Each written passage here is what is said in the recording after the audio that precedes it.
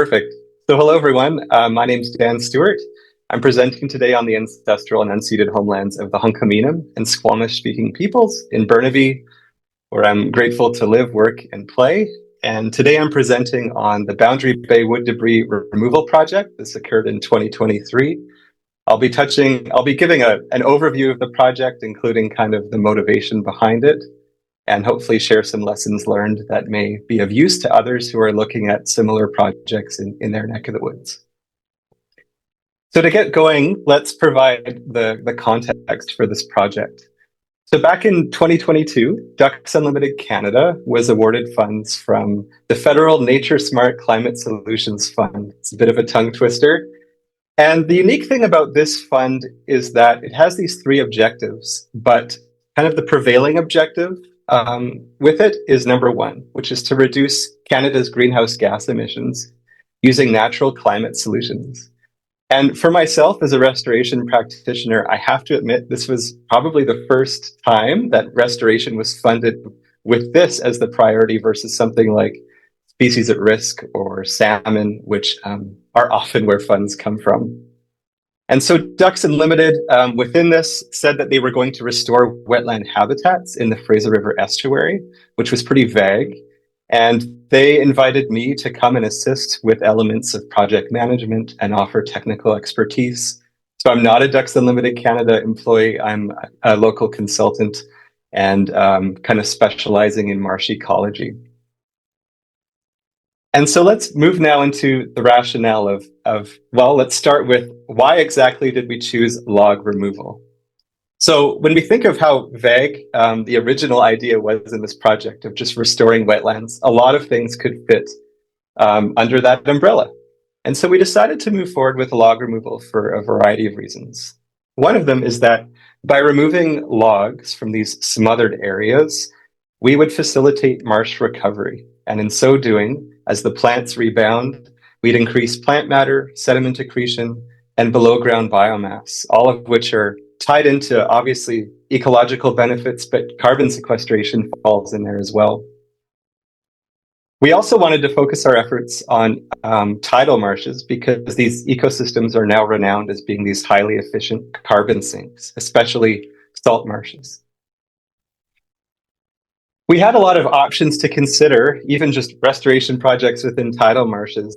But one of the appealing things about log removal is that it represents one of the cheapest ways to restore tidal marshes. If you compare it, for example, to the act of building and engineering a new tidal marsh, that is far more expensive. And I'd also argue much higher risk. And so given the limitations of our funding, we believed we could maximize our benefits by focusing on this. And this is an obvious one, but we also believe that in removing wood debris, we'd be able to enhance habitat for numerous species that are known to depend on tidal marsh ecosystems to survive, many of which are at risk or culturally significant. So all this sounds good on paper, but log debris removal has not been without controversy in my neck of the woods, as shown by some of these newspaper clips and YouTube articles. And all of these pertain to a project done in 2013 by Port Metro Vancouver in Boundary Bay. And so we wanted to kind of be aware of this going in. We didn't want to just walk into a hornet's nest and find ourselves unprepared. And so I sat through all these YouTube videos, read articles, reached out to many of the opponents of this 2013 project to learn more about, what is at the heart of this opposition. And and these conversations were really, really useful. And through this, we were able to generate a list of points of opposition to log removal. And some of these may resonate with you as you sit through this presentation. So the first thing that we encountered a lot of is the idea that logs are a natural part of marsh ecosystems. So why remove them? The second thing that we came across is the idea that the act of removing the logs will disturb the fragile marsh ecosystem. So we're doing more harm than good by going in there and making a mess of things. The third one was the idea of, well, won't the logs just come back anyways? Which I kind of like to relate to the conversations I have with my kids every time I try to convince them to take a shower or a bath. And won't they just get dirty anyways? Similar logic applies here. And finally, number four, which doesn't really apply to this project, but certainly applied to that Port Metro Vancouver project, is people were really concerned that removing logs didn't really offset the damages that were occurring elsewhere. So that 2013 project was an offset project related to RBT2, and people called into question just how connected the benefits were of removing logs at this site versus RBT2, which was pretty far away. So that doesn't really apply to this work, and I won't be touching on number four anymore. So we wanted to dig into these points of opposition and understand them and be more prepared in our future conversations with stakeholders going forward. And so let's focus first on this idea of logs are a natural part of tidal marsh ecosystems. And, you know, based on historical records, there really is a lot of evidence that wood debris was far more abundant in the Fraser River than what we currently see. We have these quotes like this one from George Vancouver, who was situated somewhere off UBC in the North Arm area there, who said the shoal continues along the coast to the distance of 7 or 8 miles from the shore, on which were lodged, and especially before these river openings, logs of wood and stumps of trees innumerable. And then 100 years later, we have this account that says the course of the Fraser is full of dangers and difficulties.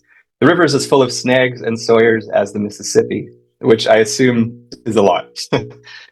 Now, in addition to this, we've been dredging the river for quite some time now. And when the river was much shallower, logs that embedded in the 2-meter deep river channel at that time would have been far more obvious and would have obstructed a lot of navigation. Now we're not regularly seeing that. We also have other changes, including the Fraser River debris trap, which you can see in this image on the right, which is situated near Agassiz. And every year, on average, this debris trap pulls 100,000 cubic meters of wood debris that's floating down the Fraser from upriver areas. So this is about 2,000 logging truckloads per year. And in the recent Chilcotin River landslide, apparently about 30,000 cubic meters of wood was removed at that time. So, you know, based on this collective evidence shown on this slide, I think it's really easy to come to the conclusion that, well, maybe we actually live in a wood deficient ecosystem. So what are we doing removing it? But I think there's an important counterpoint here. And one of them is that, you know, is it healthy to base our management on these cryptic quotes of the past? And even if they were clear as day, would they still be applicable in a system that is so heavily modified? Do we have enough habitat for extensive log accumulations that maybe once occurred in the river, especially given all the habitat loss that's occurred, as Neil already touched on? So that's one consideration in this. But another thing is looking at log composition. So 25 years ago, Williams and Cooper went out to several tidal marshes throughout the Fraser Delta, and they found that natural wood debris made up about 50% of the pieces sampled in the estuary, but less than 40% of the overall volume that they sampled. And this is a reminder that a lot of the wood entering these marshes is what we're referring to in this project as anthropogenic wood. It's kind of human origin. And this kind of begs the question of, well, is all wood the same? Is the functional role of a saw log comparable to that of a piece of natural wood 300 years ago? And unfortunately, we don't really have historical images to look back on. But I came across these reports from the Columbia River in the 1850s. And in these reports, it indicated that many of the drift trees at that time were 150 feet long and 13 to 18 feet in circumference. And the largest log they recorded in those surveys was 267 feet long. It's hard to even imagine that now sitting in these marshes. These logs would have been irregular in shape. They would have been full of root wads, branch stumps. They would have been much larger. They would have been less mobile. They would pivot in place. They would scour pools, and they would add heterogeneity to these marshes. They would also provide tall platforms on which woody vegetation would establish, like a nurse log, and perches or nest platforms for birds. The image in the bottom left here was taken from the Skeena this past year, and you can just see how monstrous that log is. But in comparison, you have the logs we see today, the majority of which has been processed into these really small circumference logs that are highly mobile, that function as rolling pins, that smother the marsh, that compact the sediments, and offer few ecological benefits. And for this reason, we would argue that human modified wood should almost be treated separately from natural wood in these conversations. And perhaps it's even fair to say that we have an overabundance of anthropogenic wood in our coastal marshes. But depending on the system or location, we could also have a depletion of natural wood. Both of those things can be true, depending on the watershed. Now, another thing that we wanted to be aware of in this conversation was the idea of the question of, will logs just re-enter sites? That was something we wanted to be aware of. And do sites recover post-log restoration? And to look at recovery, we had the benefit of having sites, previous projects where log removal had occurred in the estuary already. So this location is over in Boundary Bay. This is an aerial photo from the late 1970s.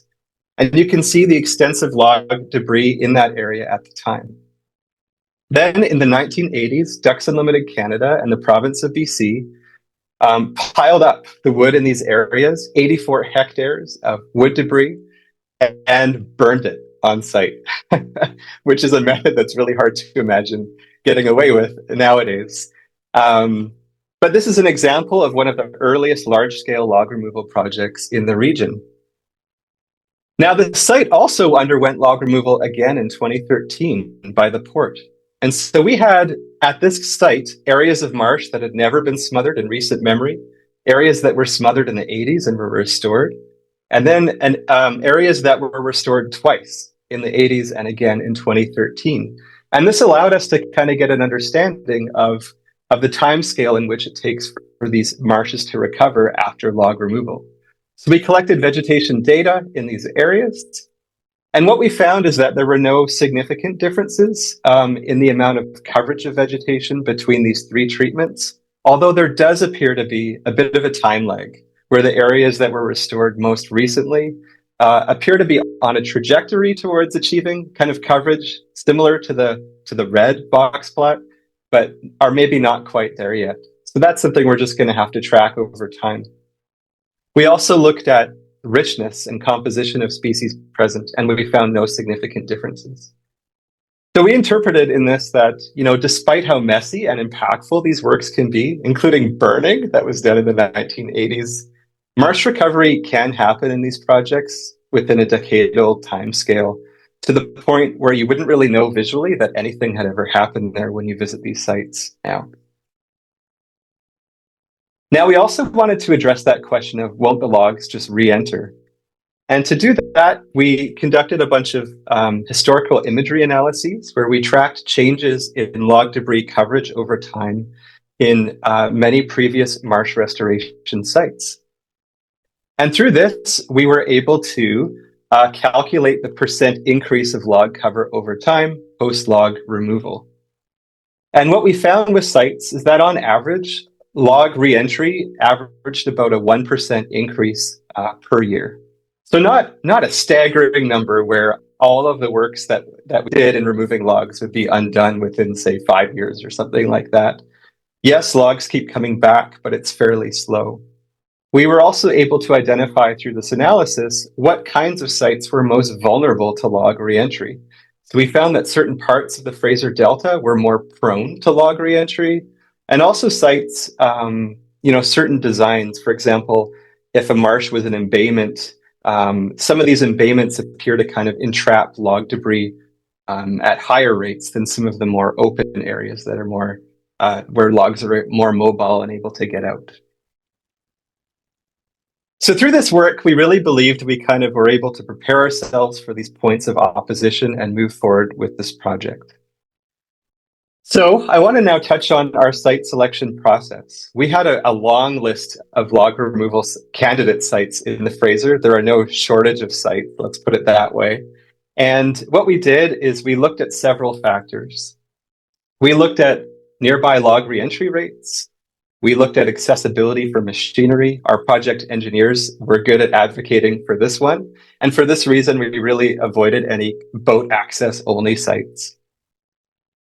We looked at invasive species, and for this reason, we kind of prioritized salt marsh over some of the upriver brackish and freshwater sites, because salt marshes exclude most of our problematic invasive species in the area. We looked at carbon sequestration rates in literature, pre-existing soil carbon data sets. So there have been some studies already done in the Fraser. So we prioritized areas that were in close proximity so that we could draw inferences from those data sets. And finally, consultations with First Nations, local governments, and naturalist groups. And through this process, we landed on a site located just south of Boundary Bay Airport in Boundary Bay. And this is just to the east of all historic log removal in Boundary Bay. So the area that we worked in was an area where log removal had not occurred previously. So what did these log removal activities look like once we committed to a site?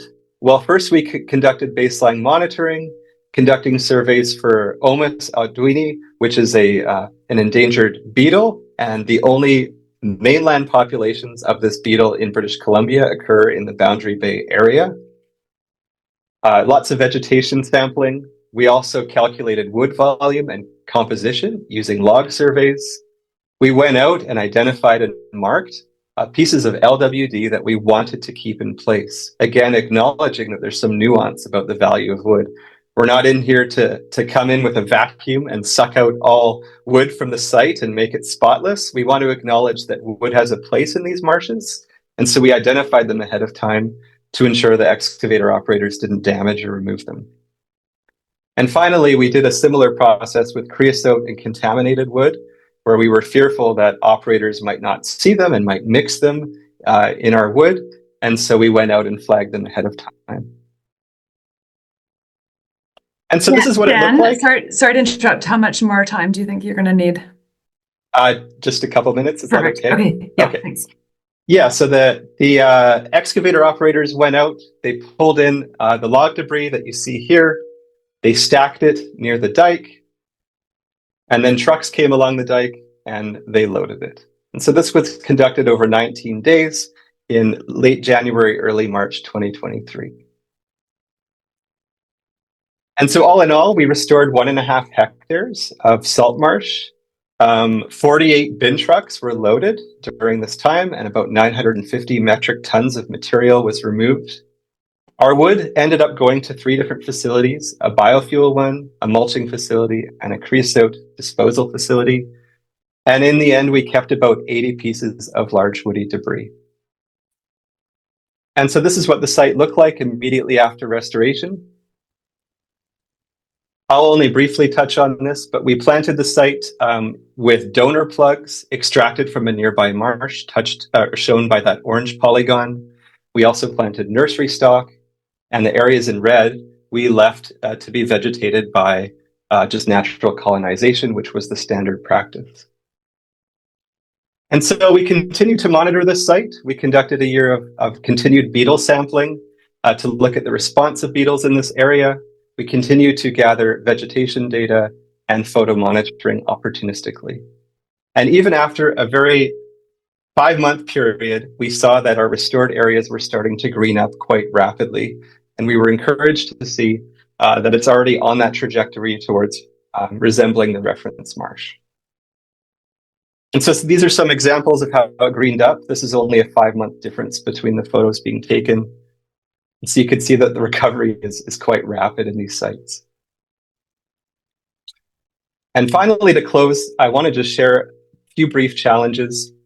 One of them is that drones were not an option with this project, and that was really due to the proximity of our project to the nearby airport, and this really hindered some of our proposed monitoring methods. Creosote and garbage was a huge headache. Initially, we thought only 5% of our loads would go to the creosote facility, but in the end, 40% went. And this was just due to it being really challenging to sort the material. A lot of the really old creosote was really hard to detect, and it just really escalated project costs and created a huge headache for us. And we'd like to work on that with future projects going forward. And the lessons we learned is that log reentry really varies site to site and should really be considered in future site selection processes. Passive recovery really remains a viable option for restoring salt marshes, and our early data have confirmed that. And we want to remind folks that not all wood needs to go, that large LWD is a good thing, and we don't need to remove it all. So thank you, everyone. Here's our funding and those who helped with the project. Thanks, Dan.